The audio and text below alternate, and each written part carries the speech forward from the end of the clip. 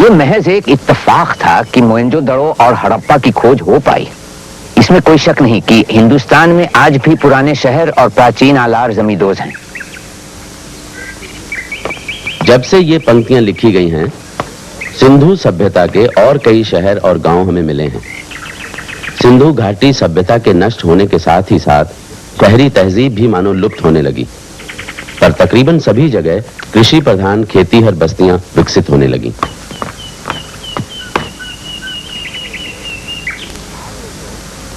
आर्य लोग हिंदुस्तान में 5-6 हजार या शायद इससे भी ज्यादा बरस पहले आए होंगे। कई सदियों तक उत्तर पश्चिम के पहाड़ों से कबीले पे कबीले, कुनबे पे कुनबे, लहर पे लहर सैकड़ों बरस तक आते रहे होंगे। शायद पहले उन्हें सिंधु घाटी तहजीब वालों ने और दूसरों ने भी रोका, मगर फिर उस सैलाब को रोक पाना उनके लिए नामुमकिन हो गया। क्या आप उन्हें पहाड़ी दर्रों से नीचे अनजान मैदानों में उतरते हुए नहीं देख पाते? ईसा से 2000 से 1000 साल पूर्व के दौरान उपमहाद्वीप के सभी हिस्सों में विकसित ग्रामीण संस्कृति के कई प्रमाण मिले हैं। ग्रामीण खेतीहर समाज पर पशुपालक योद्धाओं के आक्रमण से वैदिक संस्कृति का पहला विस्तार हुआ। पराजित ग्रामीण समाज ने वैदिक योद्धाओं की भाषा अपनाई। इस विषय पर भी अनेक मत हैं कि क्या वैदिक जनसमूह मध्य एशिया से भ्रमण करके सिंधु घाटी सभ्यता के पतन के समय भारत पहुंचे, या वो भी सिंधु तहजीब के लोगों के साथ सिंधु घाटी की ओर आए। लेकिन खेतीबाड़ी और नागरीकरण में उन्हें ज्यादा समय लगा। जरा तसव्वुर कीजिए, दूर से आए हमारे पुरखे नदियों के किनारों पर पहुंचते हैं। इस नजारे ने उन्हें कितनी उमंग और खुशी से भर दिया होगा। फिर क्या ताजुब जो इन्होंने इन नदियों के सामने सर झुकाया और अपनी मीठी जबान में इनकी प्रशंसा की।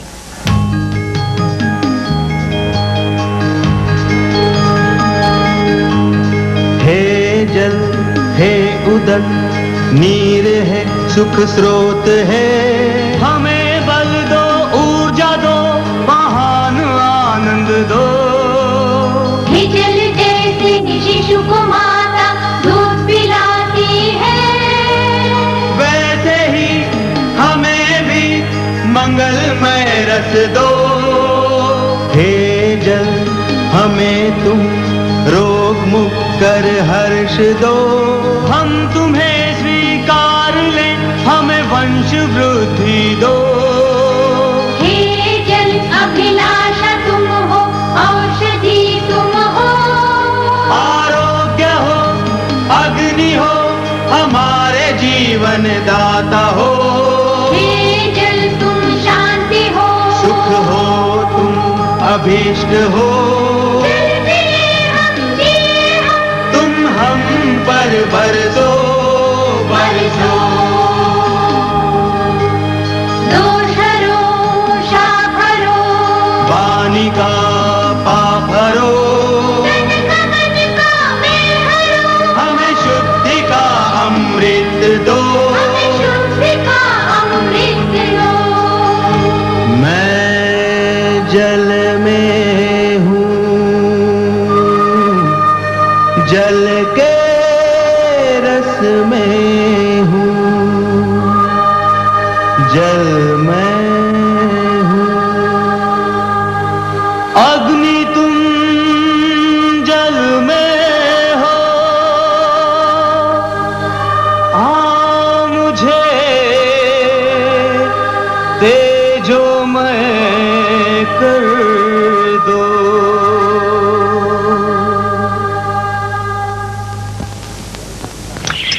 हम यहीं पर डेरा डालेंगे। मुझे याद है, बरसों पहले हम यहीं अपने मवेशी चराने लाए थे। 7 नदियों वाली ये धरती तुम्हें अच्छी लगी सुतेजा? क्या तुम अब भी सोचते हो कि मैं तुम्हें बिना मतलब इधर उधर लिए जा रहा था?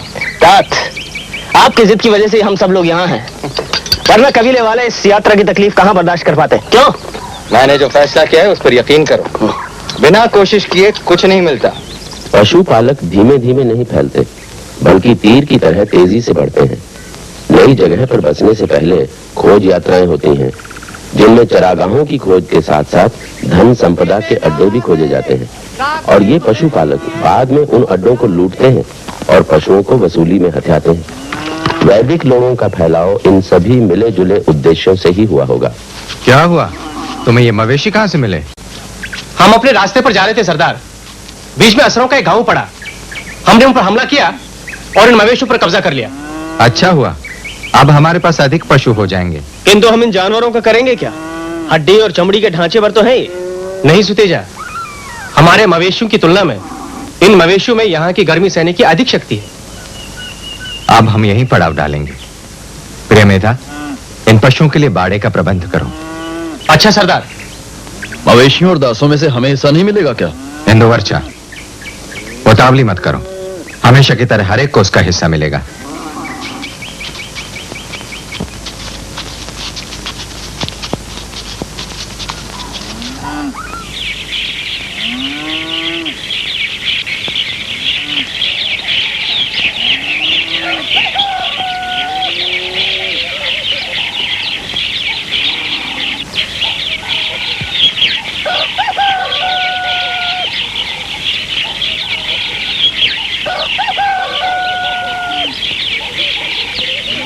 वैदिक लोगों उनकी भाषाओं के आगमन और उनके विस्तार को एक गतिशील सांस्कृतिक संपर्क के रूप में देखना चाहिए जो सदियों तक चलता रहा।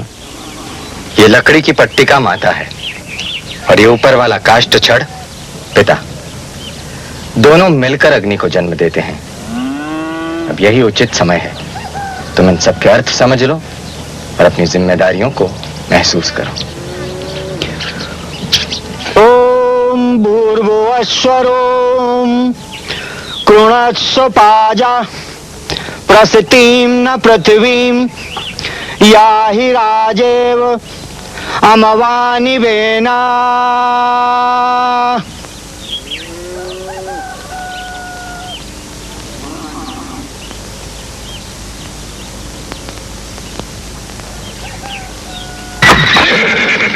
वो सांस इस बात का प्रतीक है कि सूर्य अश्व सूरज से अग्नि लाया है।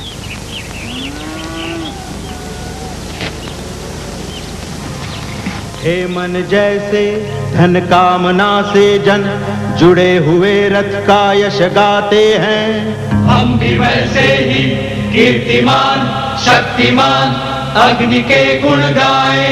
अग्नि जो नायक है सहायक है, अग्नि जो अजर है सदा सुंदर है, आओ हम उस अग्नि को बुलाए। घर घर अग्नि देव प्रज्वलित होता है, रात के अंधेरे दिन के उजाले में आराधना पाता है। नहीं होता जिसके नियम का अपालन, आओ हम उस अग्नि को सजाए। अग्नि इंद्र सोमादि देवता रक्षक है, सहायक हैं वे हमारे पोषक हैं, तभी हम कभी नष्ट नहीं होंगे।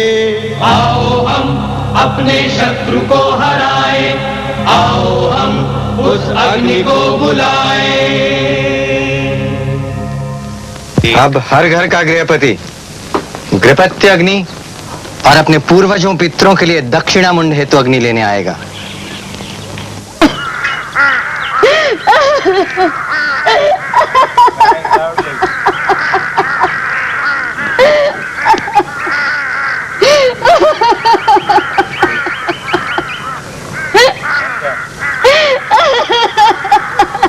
क्या हुआ इंद्रसेना, क्या हुआ? क्या हुआ? कोई मर गया क्या? हमारे मवेशी मक्खियों की तरह मर कर गिर रहे हैं। ये बड़ी निर्दयता से आका गया है तात। नहीं नहीं, ये सब गर्मी की वजह से हो रहा है। असुरों के पशु तो इसके आदी हैं। सोते जाओ पता लगाओ आसपास कहीं मवेशी हैं या नहीं तो पकड़ के ले आए।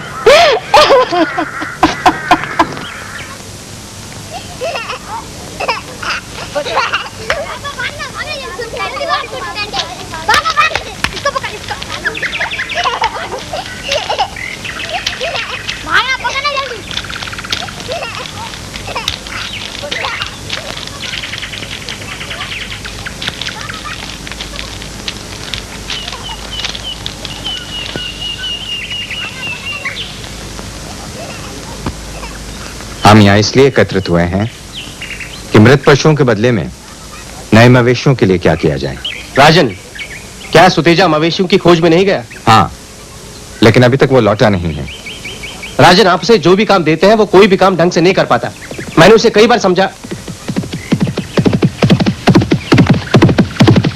दाद!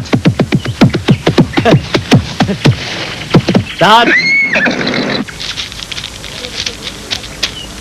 मैंने पशुओं को ढूंढ लिया है, मैंने मवेशियों को खोज लिया है। कहाँ? सुरा के प्याले में बहुत ही सुंदर मवेशियों का झुंड है प्रिय मेधा। परियों की बस्ती, गायों का बाड़ा। वे लोग योद्धा नहीं है, मजे में रहते हैं, बस चीजें खरीदते और बेचते हैं। उनके पशु बहुत ही सुंदर है तात, बहुत सुंदर। अगर ऐसा है तो फिर ये उन्हें खोने का वक्त नहीं है। हाँ।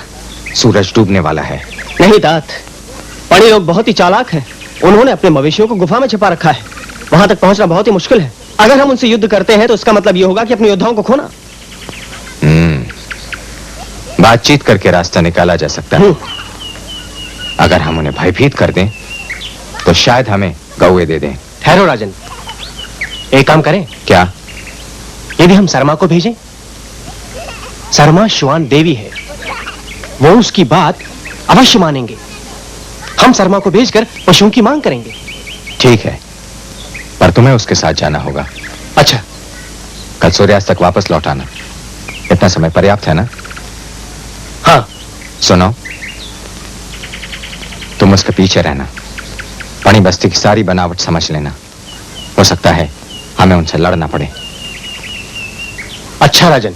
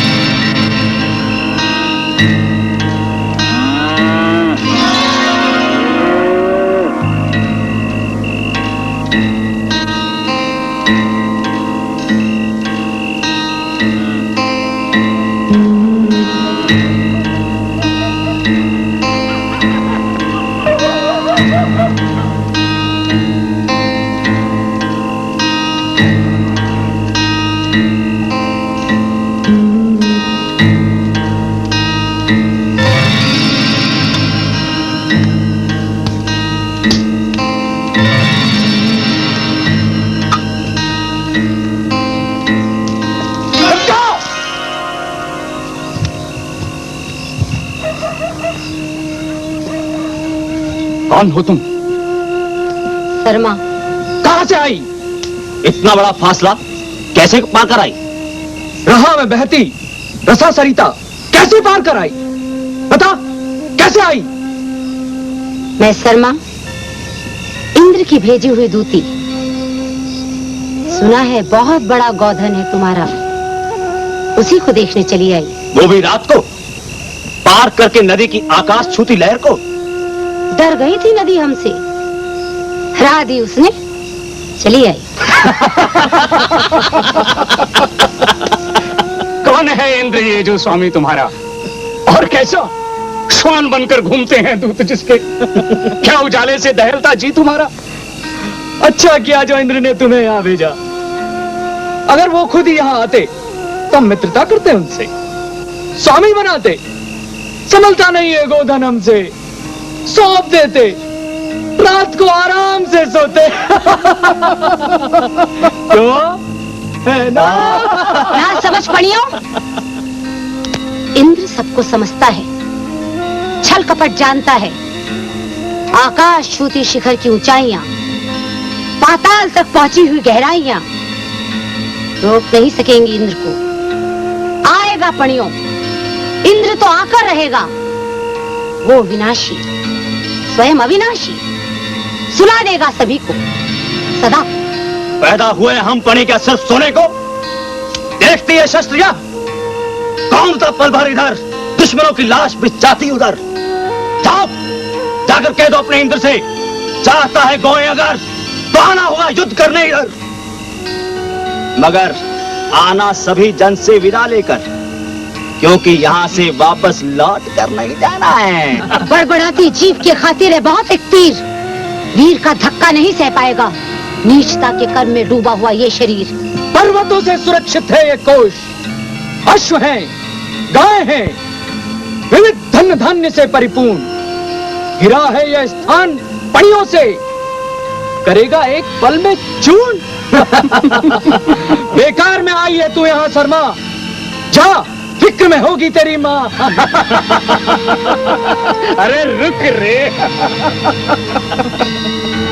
शर्मा, ये अंधेरी रात और तुम अकेली बालिका, नहीं लगता डर? भला होता यदि सोती वहां घर पर मां के गले लगकर। दास तू शर्मा, दास का जीवन कहां अपना? यदि वो चाहे जियो तो जीना, अन्यथा मरना। नहीं तुम दुश्मन हमारी, नहीं दुश्मन हो।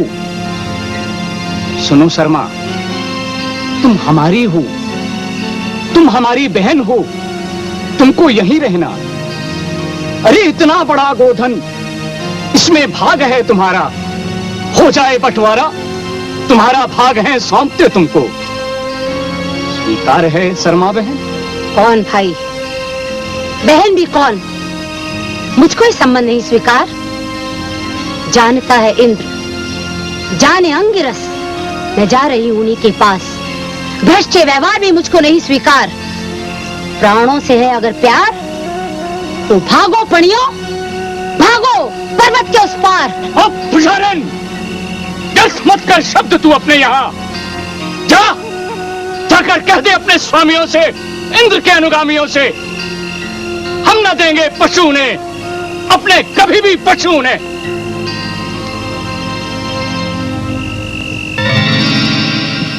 क्या हुआ? उन्होंने पशु देना स्वीकार कर दिया। क्या? ठीक है, फिर हम लड़ेंगे।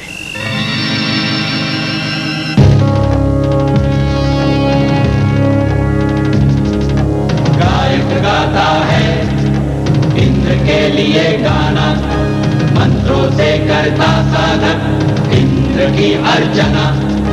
अपनी वाणी से करते हम इंद्र की आराधना। सूर्य ही इंद्र का नेत्र है, सर्वत्र देख पाता है। वही किरणों से मेघ पिघलाता, जल गिराता है। छोटी चपट या विकट युद्ध में जिसे हम बुलाते, वह इंद्र है। शत्रु को हराने भेजते मित्र को हम, वही तो वज्रधारी इंद्र है। इंद्र है सर्वेश्वर, समर्थ है समर्थों में। चपल वेग से घुसता है अपनों में। जैसे बलशाली वृषभ दृष्टि वेग से घुसता है गौओं के झुंडों में।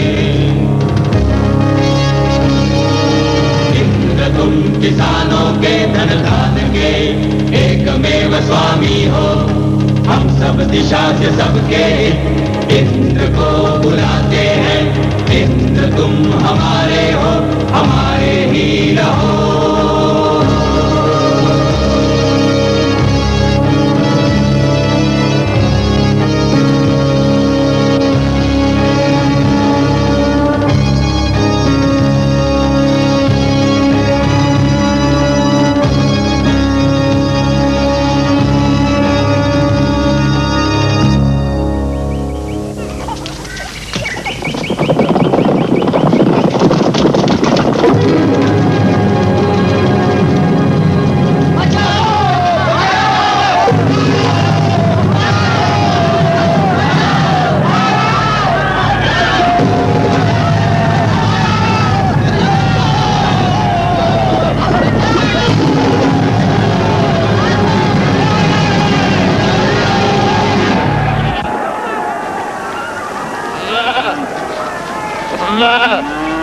पणी सिंधु घाटी सभ्यता के वो संपन्न व्यापारी थे जिन्होंने शहरों के उजड़ने के बाद भी जैसे तैसे व्यापार चलाए रखने की कोशिश की।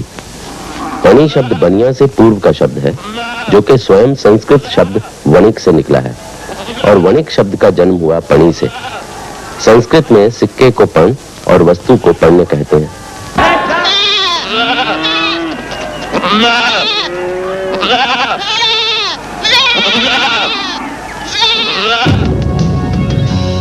जिसने आयुवद कर सप्त सरिता बहाई, जिसने बलासुर की गुफा में बंद गौवें छुड़ाई, जिसने मेघोसी शिला के उदर में गाज की आग सजाई, सज्जनों सुनो वही शत्रुहर हमारा इंद्र है।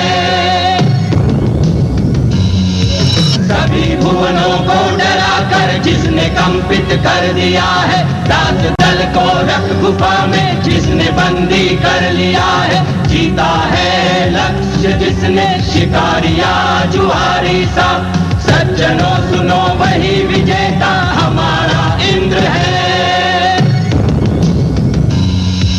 जिसने 40 साल पहाड़ों में छिपे शंबर को मारा और अहंकारी अहिदानव को सोते में संघारा, जुलोक पर आरोहण करते रोहिण को प्रहारा, सज्जनों सुनो वही पराक्रमी हमारा इंद्र है।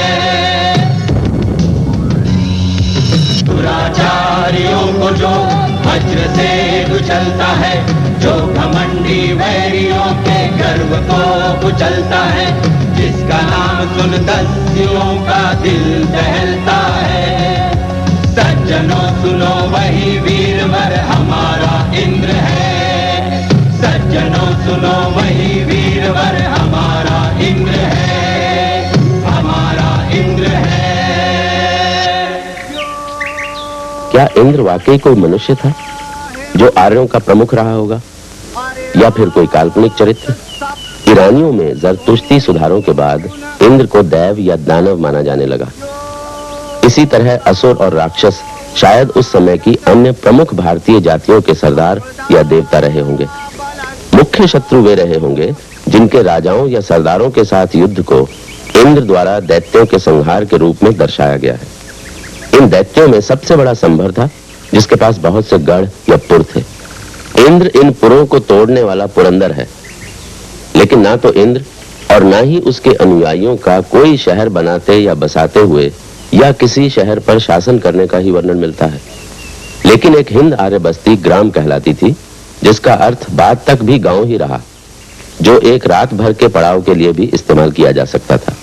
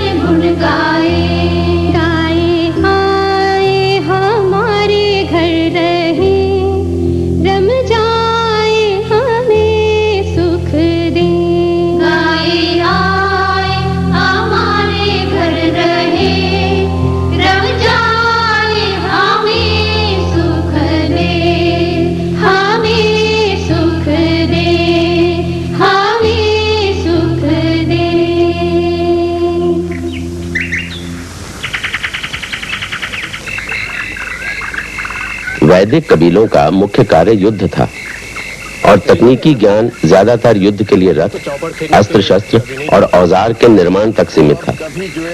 भूमि को बारी बारी से अलग अलग दलों को सौंपा जाता था और दल आपस में उसे तकसीम करते। खेती बाड़ी उस समय तक इतनी अविकसित थी कि जोती जा चुकी जमीन को एक ही फसल के बाद हर साल बदलना पड़ता था और फिर ये जमीन कुछ अरसे के बाद दोबारा इस्तेमाल में लाई जा सकती थी। सरदारों को नियमित रूप से भेंट और उपहार दिए जाते थे बतौर कर। लोगों की सामुदायिक गतिविधियों का केंद्र सभाघर था, जो कबीले की पंचायत के अलावा मर्दों के आराम और आमोद प्रमोद की जगह भी मानी जाती थी। सभा का पसंदीदा कार्य था जुआ।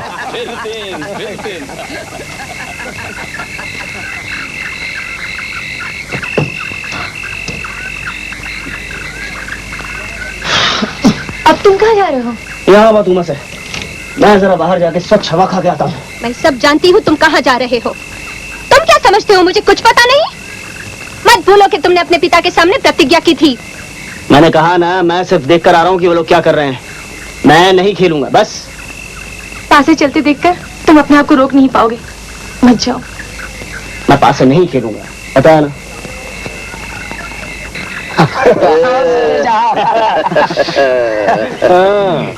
अंत तो गत्वा तुम आ ही गए।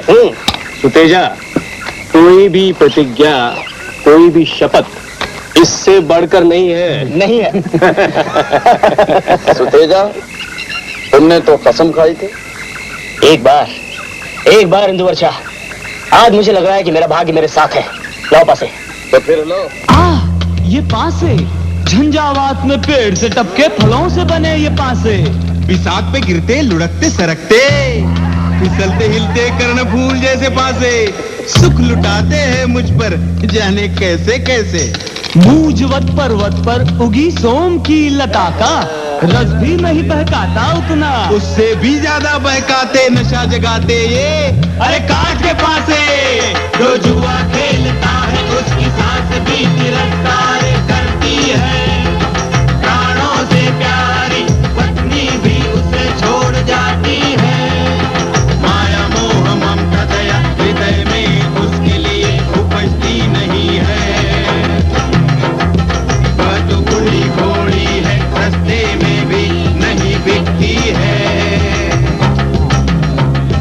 फांसे की आग पड़ते ही दूसरे पकड़ते हैं जुआरी की पत्नी का हाथ। माता पिता भाई कोई नहीं सहाय, उल्टे यही कहते बात।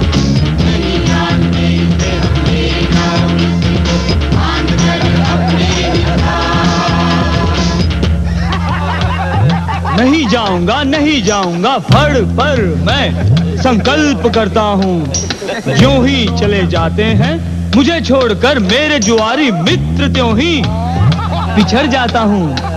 अरे जाता हूँ पीछे पीछे और सुनता हूँ बांसों की बानी कि आओ आओ मित्र कहाँ थे। दौड़ जाता हूँ जैसे स्त्री हो कोई जारिणी व्यभिचारिणी आह पासे।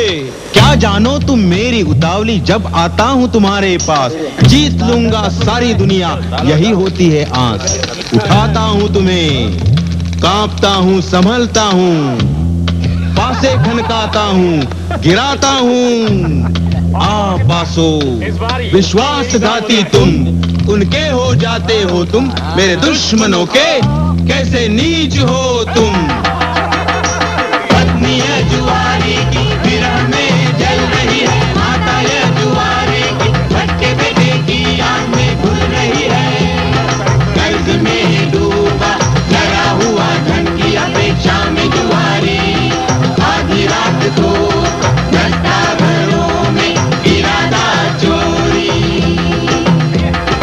देखता दूसरे सजे घरों को, स्त्रियों को सुखी जो, अपना घर भी अपनी आंसू बहाती दुखी जो। खेलता है जुआरी अपनी मौत का, मन ही मन रोता है। सुबह होते ही खेलता दोबारा, दिन भर भूखो रहता बेचारा।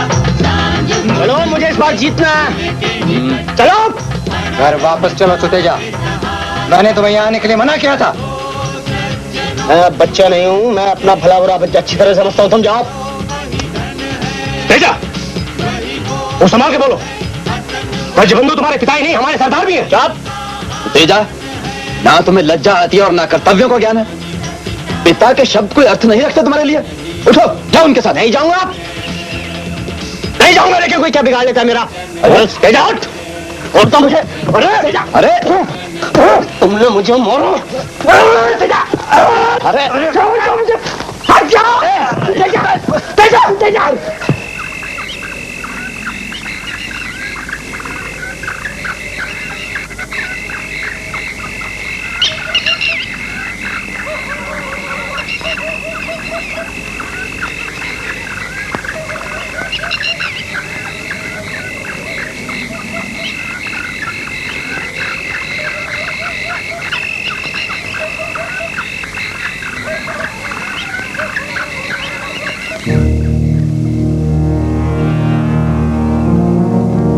वरुण है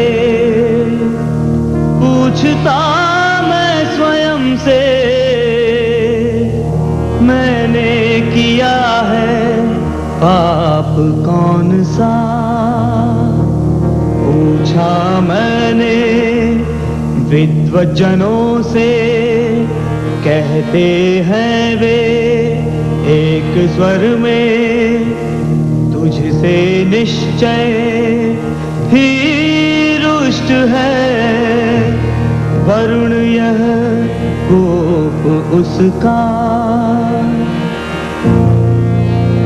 वरुण है मैंने समझ बूझ कर नहीं किया, पाप है कराया मुझसे मदिरा ने, जुए ने, क्रोध ने, अज्ञान ने, मननहीनता ने। कभी बड़ा छोटे को, धनी निर्धन को, बलवान निर्बल को, पाप की दिशा में ले जाता है।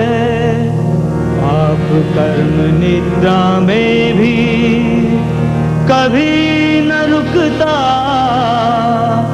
कभी विनाश नहीं पाता है।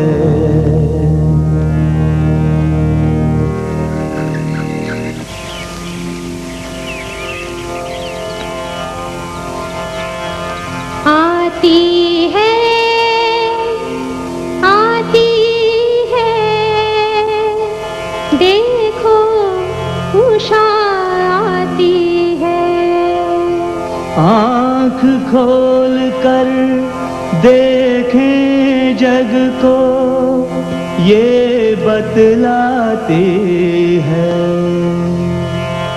सूरज की पहली ही उठकर, नार नवेली सी सज धज कर, घने तिमिर को दूर हटाने ज्योति जलाती है। वर दो ऐसा हमने भय हो, युद्ध करें तो सदा विजय हो। प्राणों को छू करके उषा तेज जगाती है। धरा धान्य दो, गोधन भी दो, देह आयु के साधन भी दो। किरणों से नहला कर उषा मन चमकाती है। आती है, देखो उषा आती है। आती है, आती है, देखो उषा आती है, देखो उषा आती है।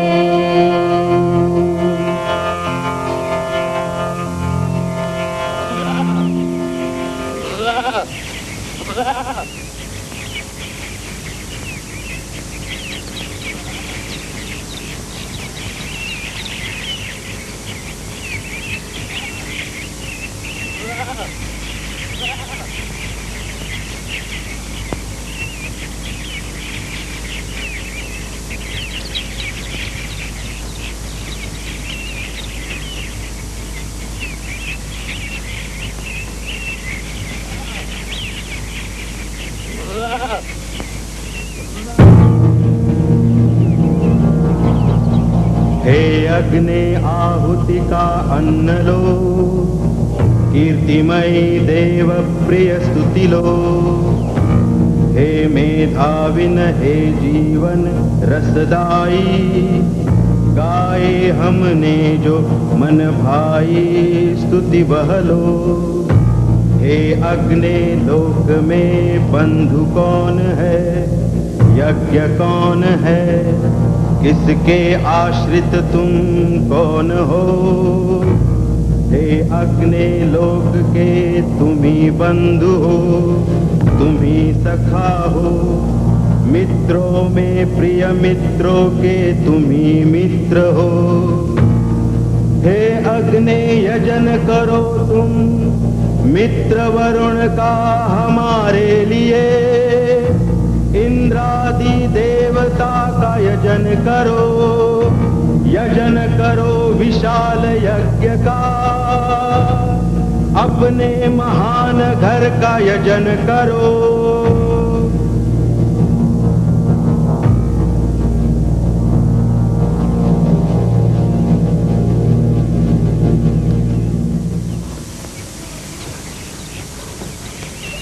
हिंदुमती, पंचमती, पंचमती, उठाइए उठाइए अंशुमती, फिक्र मत करो, मेरे पितरों के पास जाने का वक्त आ गया।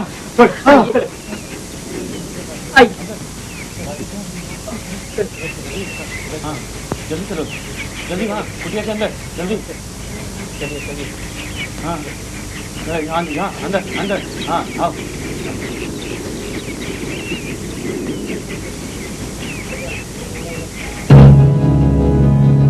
ओ पिता परम व्योम में अपने पितरों से मिलो, यम से मिलो, पुण्य कर्म के इष्ट फल से मिलो। पाप मुक्त होकर अपने घर लौटो, नव गरिमामय तेजस्वी देह से मिलो। हे यम अपने मार्गदर्शक गृह रक्षक चतुर्द्रक, दोनों श्वानों को मृतक की रक्षा का आदेश दो। मृतक का कल्याण करो, मृतक को आरोग्य दो। हे अग्नि इसके जन्म रहित अंश को अपने तेज से तपाओ, फैलाओ अपने को पवित्र ज्वालाओ, जलाओ जलाओ। हे जानकार अग्नि अपनी मंगलमय मूर्ति से इसे पुण्यशील लोकों में ले जाओ, पुण्यशील लोकों में ले जाओ, पुण्यशील लोकों में ले जाओ।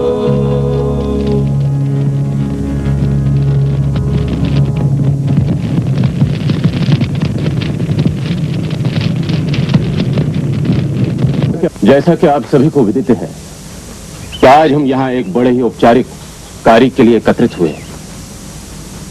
हम सब अपने राजन ब्रजबंधु के स्वर्गवास होने पर शोक संतप्त हैं।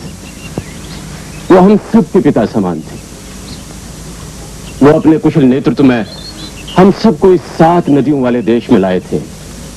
वरना ब्रह्मवर्त में हमारे बच पाने की कोई संभावना बाकी नहीं बची थी। आज हम उन्हीं के उत्तराधिकारी के चुनाव के लिए यहां इकट्ठा हुए। आप में से जो भी इस पद के लिए अपना नाम देना चाहे दे सकता है, और उसके बाद आप जिसे भी उपयुक्त समझे उससे आप अपना राजन चुनें। मुझे पहले ही 2 अभिलाषों के बारे में बता दिया गया है। एक तो हमारे स्वर्गवासी राजन के पुत्र सुतेजा हैं, और दूसरे इनके सहयोगी योद्धा प्रिय मेधा। इसके अतिरिक्त कोई है? हाँ, मैं भी चुनाव लड़ना चाहता हूं। तो तीसरा नाम भी है, बहुत ही विनम्र, इंदु वर्षा। क्योंकि मैं आप सब में उम्र में बड़ा हूं, इसलिए मैं चाहता हूं कि आप सब मुझे पहले बोलने की अनुमति दें। अवश्य। जैसा कि आप सब जानते हैं, राजन वजबंधु मेरे बड़े भाई समान थे। मैं बहुत छोटा था जब मेरे पिता का देहांत हुआ। ये राजन वजबंधु ही थे जिन्होंने मुझे युद्ध कला और शिकार का पाठ पढ़ाया। मुझे आज भी वो दिन याद आते हैं जब हम अपने पुराने देश ब्रह्मव्रत में कई कई दिनों इकट्ठे शिकार पर जाया करते थे। आज आप अपने नए राजन चुनने से पहले मैं चाहूंगा कि आप एक बात को ध्यान में रखें कि मैं इस कबीले की रक्षा में कभी पीछे नहीं रहा, और ना ही दुश्मनों से वसूली में। बस मुझे और कुछ नहीं कहना है। बहुत ही अच्छा बोले तुम प्रिय मेधा, बहुत ही अच्छा। और अब सुतेजा। सज्जनों, आप सभी हमारे कबीले के सम्मानित गृहपति हैं जो आज यहाँ एकत्रित हुए हैं। आप मुझे अच्छी तरह से जानते हैं, मैं वजबंधु का ज्येष्ठ पुत्र हूँ। मेरे पिता एक महानतम राजा थे और इस कबीले के सरदार भी। क्योंकि वे इस कबीले के सरदार थे, इसीलिए प्रिय बंधु से अधिक अधिकार इस पद पर मेरा है। बस मैं इतना ही कहूंगा। और अब इंदु वर्षा। मित्रों, भाइयों और साथी योद्धाओं, मैं ना तो पूर्वजों की बात करूंगा और ना ही अपने युद्ध कौशल, परंतु आप सभी जानते हैं कि मैं हमेशा दुश्मनों से प्राप्त वसूली के बंटवारे के लिए बोला हूं। यदि मुझे राजन बना दिया गया तो आपको पशुधन, घोड़ों, सोने और दासियों की कभी कमी नहीं होगी। बस। तो आप सभी ने तीनों प्रत्याशियों को सुना। अब आप जिससे भी उपयुक्त समझे उससे आप चुनें। प्रिय मेधा के पक्ष में जो है वो अपना हाथ ऊपर उठाएं। 1 2 3 4 5 6 7। और सुतेजा के चाहने वाले भी अपना हाथ ऊपर उठाएं। 1 2 3 4 5। और इस तरह इंदु वर्षा के चाहते भी अपना हाथ ऊपर उठाएं। 1 2 3। तो हमारे नए राजन प्रिय मेधा है। प्रभु तुम्हारी रक्षा करे। हम विधि पूर्वक अश्वमेध यज्ञ करके तुम्हारा राज अभिषेक करेंगे। इंद्र तुम्हारी सहायता करे।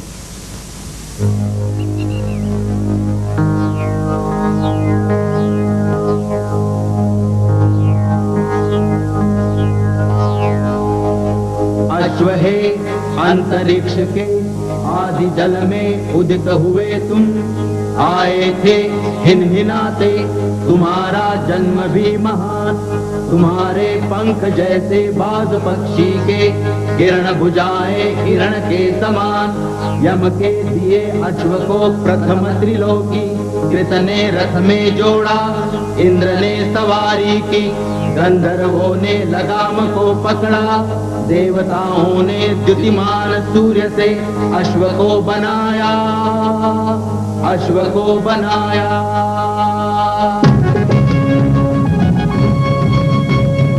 अश्व है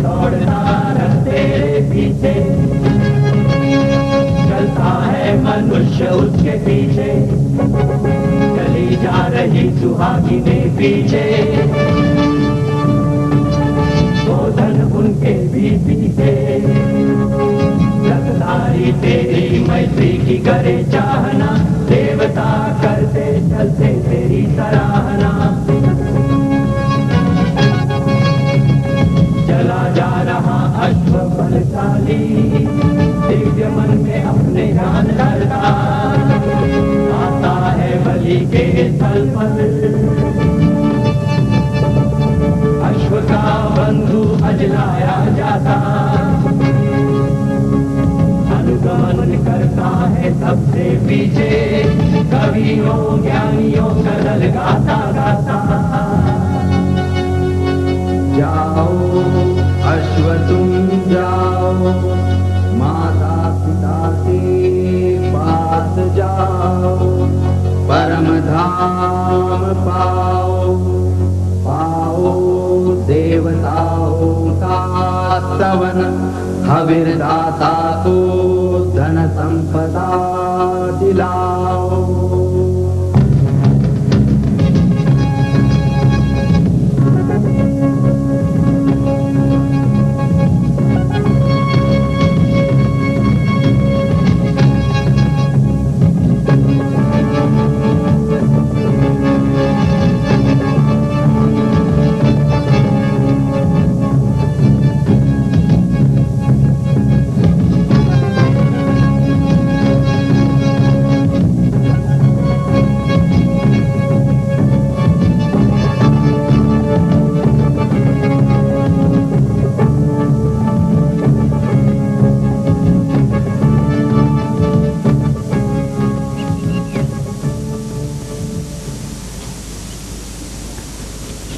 वेद आर्यों के दिल की पुकार थी जब वो भारत की जरखेज जमीन की ओर बढ़े। आर्य सोच का सर चश्मा वही था जिससे ईरान में अवस्था पैदा हुआ, फिर उन ख्यालों की तरक्की हिंदुस्तान में आकर हुई। वेदों का तबसरा रविंद्रनाथ ठाकुर यूं करते हैं, जीवन के अचरज और भय की तरफ एक जन समाज की भावनाओं का ये शायराना दस्तावेज है। अपने सरल विश्वास से सबने प्रकृति की हर शक्ति में, हर तत्व में देव रूप देखा, पर यह विश्वास साहस और आनंद भरा था और उन्होंने रहस्यमय तस्वुर में जिंदगी को एक दिलकशी दी। लेकिन ऋग्वेद खुद सदियों की सोच और सभ्यता के विकास का सार है, जिस दौरान सिंधु घाटी तहजीब और कई दूसरी तहजीबें फली फूली। इसलिए ऋग्वेद में ये जो अर्पण है वो मुनासिब लगता है। हे ऋत्विज, हे पूर्वज, हे आद्य मार्गान्वेषी, वंदन है। हिरण्यगर्भा समवर्तताग्रे भूत